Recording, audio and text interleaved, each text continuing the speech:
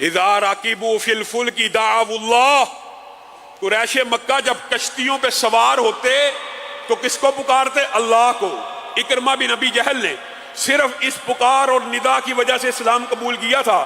کشتی کے ملاح نے جب کشتی بھور میں پھنس گئی تو کہنے لگا اس رب کو پکارو، یہ لات منات عزا حبل صرف خشکی میں کام آنے والے ہیں، یہاں تاریکیوں اور اندھیروں اور سمندر کے اندر وہ رب بچا سکتا ہے جو اللہ ہے۔ اکرمہ بن ابی جہل کے عقل کے اوپر بات ایسی فٹ ہوئی، سوچنے لگے ایک دفعہ کئی مرتبہ ایک بات سے بندہ ایمان کو قبول کر لیتا، اوہو اگر تریوں میں وہ رب بچاتا ہے تو خشکیوں میں کیوں نہیں بچاتا ہوگا، اگر تنہائیوں میں وہ بچاتا ہے تو رونق میں کیوں نہیں بچاتا ہوگا، اگر یہاں تاریکیوں میں بچاتا ہے تو مکے کے اجالوں میں کیوں نہیں بچاتا ہوگا۔ کہا واپس موڑ لے کشتی۔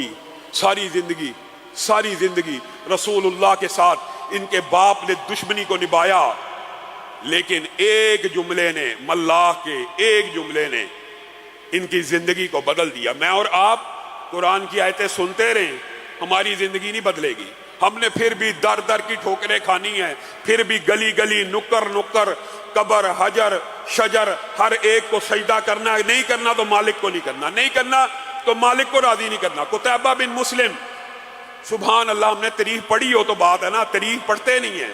قتیبہ بن مسلم نے، آپ کو پتہ ہے کابل یہی افغانستان، یہ کابل اب تو اب مشہور ہو گیا ہے، سب جانتے ہیں۔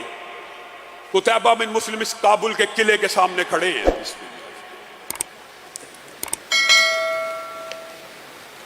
ساتھ کتنا بڑا لشکر ہے؟ 1,00,000 کا۔ کتنا بڑا لشکر جو مسلمانوں نے، آپ کو پتہ ہے کابل کو جب مسلمانوں نے فتح کیا تھا قتیبہ بن مسلم کے قیادت میں، کتنی دیر لگی تھی؟ کسی بندے کو پتہ؟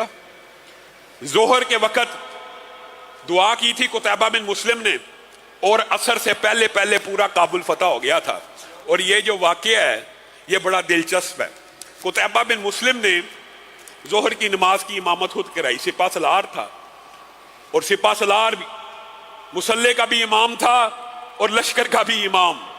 اسی طرح مسلمانوں کا عروج تب تک رہا جب تک ریاست کا امام مسلح کا امام رہا۔ جب مسلح کو الگ کر دیا گیا ریاست اور سیاست سے، اور یہ سمجھ لیا گیا کہ سیاست مولوی کا کام نہیں، چور لٹیرے کا کام ہے، مسلمان زوال پذیر ہو گئے۔ قتیبہ بن مسلم نے جماعت کرائی ظہر کی، اور رو رو کے اللہ سے دعا کی، اللہ اب جنگ ہونے والی ہے، دشمن بہت عظیم ہے، اتنا بڑا کابل کا قلعہ ہے، فتح نصیب کر۔ اب سلام پھیرنے کے بعد لشکری تیار ہو گئے کہ حملہ کرتے ہیں۔